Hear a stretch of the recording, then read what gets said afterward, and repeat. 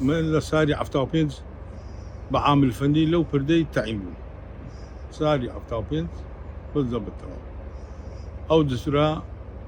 او سردم سليق نبو او دسرن بارسا لناو رباري ان بردناو رباري لوي ان بستاو بدجي صبر وصديقست حتى دعت مرحلة او تقريبا او مرحلة دوسي ما جبرت حتى هاتوا سر بريجيغاي خوي سب او دا لسر جيغاي خوندان او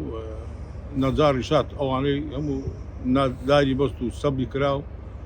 باش سبكش زارك قير هذا السري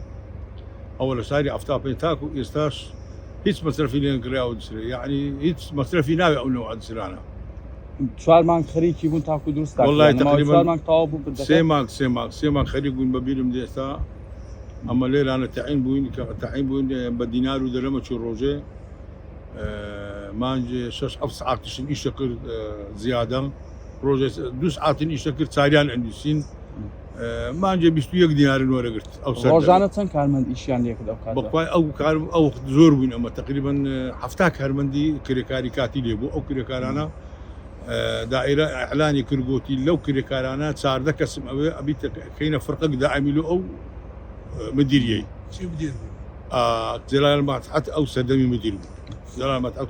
ئەی ئەو پارچە ئاسنانەوەکو بین پارچە ئاسنی گەورەی زۆر گەورەیە ئەو کات چۆن ئەو پارچە ئاسنانتان بەستی چۆن او پارچە ئاسنانە لەو بەرەی وینجەکندانا بوو بەکرە بوو سیمی پێوە بوو لەو بەریشتن قەپات کرد بوو ئاسنەکە لێرە بە وینجەی وا کرد و سەبر خاونە کردو ئەچۆ سەر ڕووبارەکە لەسەر ڕووبارەکەیدا ئەلاو کارمەندیش لە بنی هەبوو قەیمیانە کردو ئەو دا پارچەکی دەهات زنجیرەکەن دەیناوە پارچەکی دین لێدا عین بۆ سیمە ئەچۆ خوارێ ئەوە بەو دەردەی كشش حف مثلا أبستا بزجي أو شش حف مثلا دو مثلا كن برد ذكرت متزال أما لولا سيمة تريدين بس لولا سيدي كأوج كامل أبو دواء بتذكر برد ذكرت سليق نبو أول عصرتها تفسر قياسي خويو أي شون أستاذ سرداني بكردتك شكاوة كردوا شي وايلي كردي سرداني والله كارتي دا شون كارك ياد قاعد يكان ببيراتوا تلفون بو من سكاني ركرت ولو أم تقاعد من الدائري قلت أم بخو بخش اسم أو بارسانا أبين مو أو بارسانا لفرانكا منطقي هنا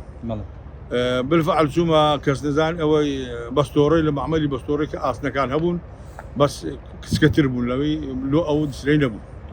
أو كاركني استاتي دا أكري تو وكوي كابيشكريش أزموني كي باش تفشت كارتي دا كدوا بس سركوتي زين بري والله بس سركوتي زين عين جسدي بستوري أو تصميم أبو أو ترتيب أبو